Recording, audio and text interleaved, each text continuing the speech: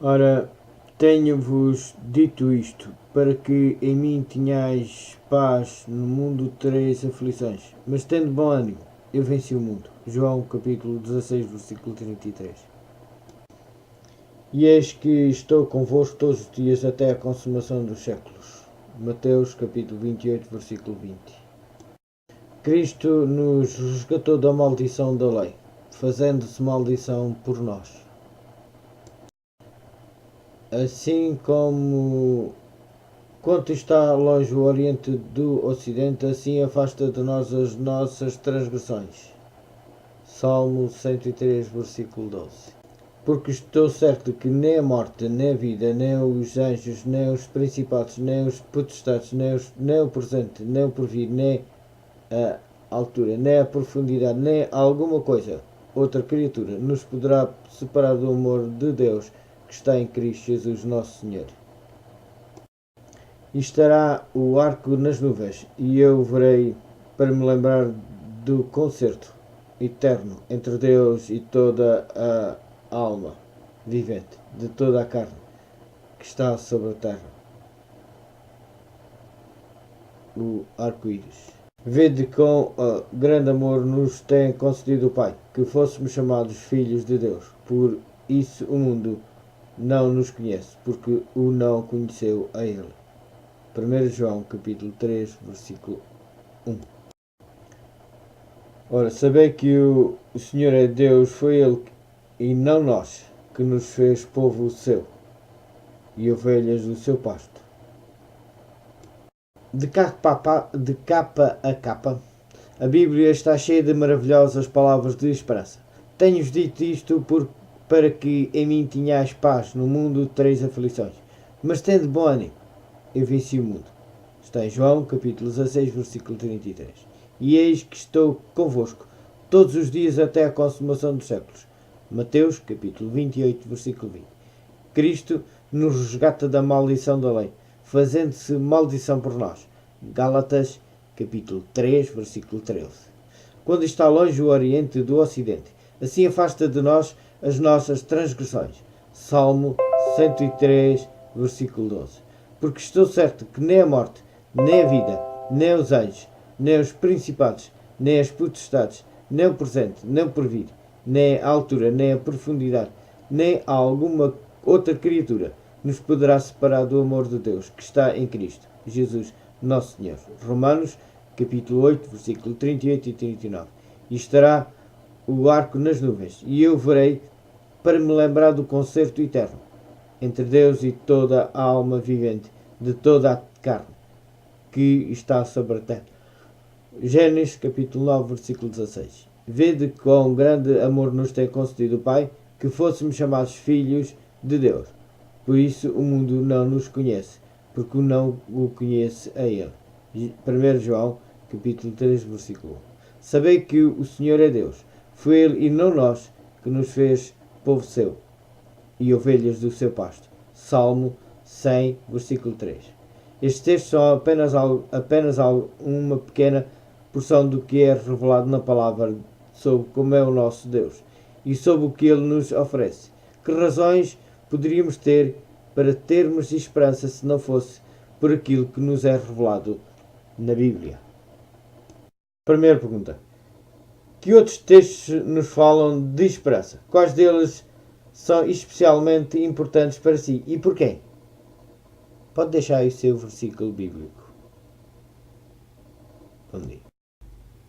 Entre todas as doutrinas específicas da Igreja Adventista do Sétimo Dia, quais delas acha serem especialmente cheias de esperança?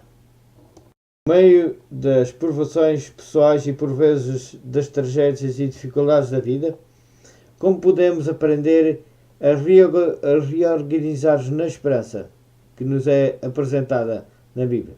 Porque é tão fácil ficarmos desencorajados pelos acontecimentos, mesmo com uma tanta esperança que nos é oferecida? O que podemos fazer a nível prático para manter esta esperança perante nós e para nos reorganizarmos nela? Falo em esperança e fé e ações de graça a Deus, se animosa esperança em Cristo. Educa-te em louvá-lo. Isto é o grande remédio para as doenças da alma e do corpo.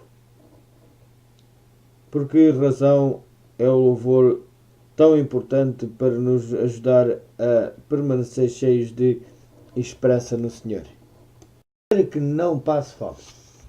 Ora, aquele que é poderoso para fazer tudo, muito mais abundantemente além daquilo que pedimos ou pensamos, segundo o poder que em nós opera. Efésios capítulo 3, versículo 20. Ora, quando éramos pequenos, meu pai fazia as contas ao que tinha ganho durante o dia e deixava-nos em cima da mesa alguns trocos, com indicação numa folha do seu caderninho, a quem eram destinados. Isto é para o Adolfo, isto é para o Carlos, isto é para o Pedro. A primeira coisa que nós, crianças, fazíamos ao nos levantarmos, o meu pai já tinha saído para o trabalho, era ir correr até à mesa de sala de jantar para saber a quem e quanto nos tinha deixado. E foi assim durante quase 10 anos, até que nos tornámos mais velhos e pudemos ter os nossos próprios proventos em resultado do nosso trabalho. Quando decidi ir estudar para o seminário Adventista de Madrid, o plano era que primeiro durante o verão eu fosse colportar, para poder pagar as propinas. Tarefa árdua e difícil, naquele momento, não só pela situação económica precária, mas também pela minha timidez diante das pessoas. Naquela manhã última que eu ia passar na minha casa, ao levantar-me, aproximei-me como habitualmente da mesa. Não havia trocos. Melhor, encontrei uma nota de 1000 pesetas, com a habitual folhinha de papel, onde o meu pai tinha escrito: isto é para o Carlos, para que não passe fome. 1000 pesetas, quase um salário mensal de um trabalhador na época. Depois da refeição, no momento de nos despedirmos, meu pai voltou a expressar os seus presságios pessimistas em relação à colportagem. Dirigindo-se ao jovem que a editora tinha enviado para me orientar, o Carlos, no estudo, vai sair-se bem, mas na colportagem vai ser um fracasso, e foi-se embora.